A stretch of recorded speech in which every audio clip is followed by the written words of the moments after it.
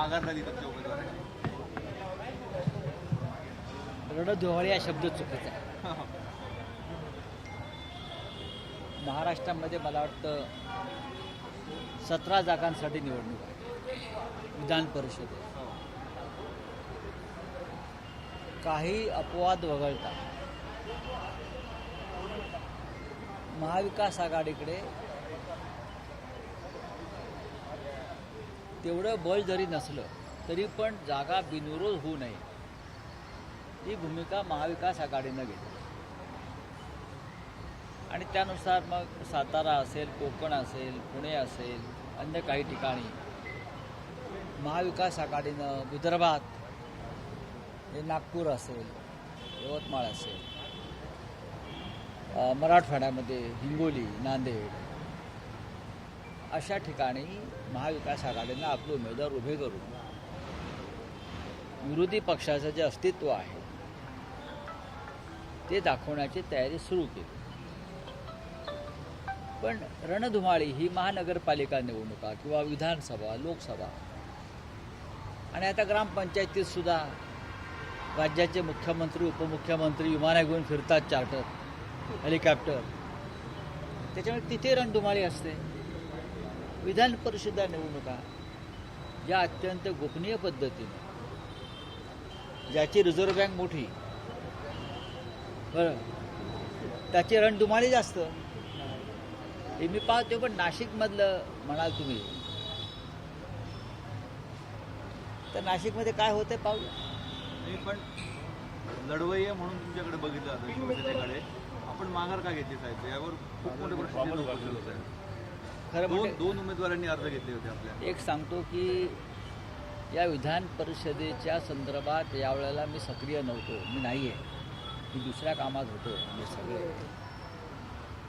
पण इतर ठिकाणी आम्ही सगळ्यांशी चर्चा करून उमेदवार ठरवले. नाशिकमध्ये आमच्या 2 लोकांनी अर्ज भरणार होते आणि ती जबाबदारी इकडले जे आमचे संपर्क प्रमुख आहेत निर्लेकर त्यांच्यावर आम्ही दिली होती, कारण मी दुसऱ्या ठिकाणी होतो. खरं म्हणजे जबाबदारी तशी महत्त्वाची होती, पण घोडेबाजार होऊ नये असं त्यांचं म्हणणं आहे. आता घोडेबाजार अख्ख्या महाराष्ट्रात सुरूच झालेला आहे. तो काय नाशिकमध्येच होतो असं नाही. आणि जिथे भारतीय जनता पक्ष आणि शिंद्यांसारखे लोक आहेत तिथे सगळ्यात आधी घोडेबाजार होतो आणि मग निवडणुका होत्या. आता नाशिकवर लक्ष आहे आमचं, बघू आता काय होत आहे. आमच्याकडे तेवढी मतं आहेत. माननीय शिवसेना पक्षप्रमुख या संदर्भात आमच्या नगरसेवकांना, मतदारांना काय भूमिका घ्यायला सांगतात ते तुम्हाला लवकरच सांगतो. पण ही चूक झाली आहे नाही, नाही, ही चूक नाही आहे. याला चूक मी म्हणणार नाही. याचं कारण असं की लोक ही निवडणूक एवढी एकतर्फी दिसत होती की कोणी असं फार उत्साहानं पुढे लढण्यासाठी आले नाही. म्हणजे खरं म्हणजे माझ्या आणि दत्ताजींची चर्चा झाली अनेकदा, कुणी लढायला तयार आहे का. पण जी तफावत आहे त्या तफावतीमुळे कोणी फार पुढे येण्यासाठी उत्सुक दिसले नाही. वसंत भाऊ आहे, त्यांनी अर्ज पण घेतलेला होता. आता मग वसंत भाऊ आहे, त्यांना विचार. आमदार, माजी आमदार अनिल कदम होते, घेतले असते. अर्ज आणणं आणि अर्ज भरणं यात फरक आहे ना.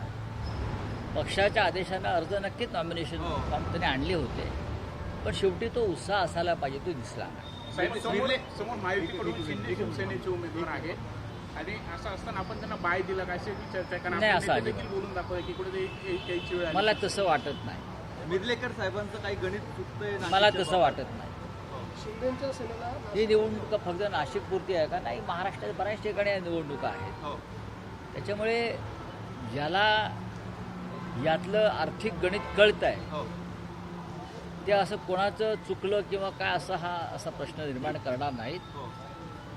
100च्या वर जरी आमच्याकडे मतदान असतं तरी आम्ही हे धाडस केलं असतं, एवढंच मी सांगेन. पण बंडखोरी मोठ्या प्रमाणात होती, नाशिक असेल, राज्यात. अहो, आम्ही निवडणुकीतच नाही तर मी काय बंडखोरी करणार. महायुतीमध्ये बंडखोरी मोठ्या प्रमाणात झाली होती ठिकाणी.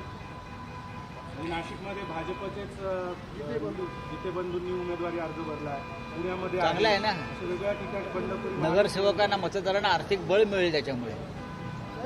आपला उमेदवार जर असता तर महाविकास आघाडीत कोण आपल्या सोबत येतील हे कळत असतं किमान. तुम्ही या विषयाच्या बाहेर पडलं पाहिजे नाशिककरांनी आता. नाही पण आपल्याला अंधारात ठेवून हा सगळा निर्णय झाला असा एक संदेश यामध्ये आपल्याला म्हणजे कोणाला तुम्हाला स्वतः नाही नाही, उद्धव साहेबांशी चर्चा करून झालं. हो. आम्ही सगळे एकत्रच होतो. माननीय पक्षप्रमुखांशी चर्चा झाली. आमचे सगळे जे इथे उभे आहेत आता त्यांच्याशी चर्चा झाली. या सगळ्यांना मातोश्रीवर सुद्धा बोलवून चर्चा केली. पण मी स्वतः या मताचा होतो की 17 विधान परिषद निवडणुका या काही राज्याच्या राजकारणाला कलाटणी देणाऱ्या निवडणुका नाही आहेत. स्थानिक स्वराज्य संस्थांचे जे निकाल लागले मधल्या काळात त्याच्यामुळे काही ठिकाणी निकाल स्पष्ट दिसत आहेत, निर्णय स्पष्ट दिसत आहेत. त्याच्यामुळे रक्त का आटवायचं फार. ज्या कोणाला लढायची इच्छा आहे ते लढतील. बिनविरोध निवडणुका करायच्या नाहीत हे धोरण होतं. त्यानुसार अनेक ठिकाणी आम्ही उमेदवारी अर्ज भरले. नाशिकमध्ये जर कोणी स्वतःहून पुढे आलं असतं तर नक्कीच आम्ही त्याच्या मागे उभे राहिलो असतो. नाशिकमध्ये शिंदे सेनेला रोखण्यासाठी भाजपच्या बंडखोरांना शिवसेना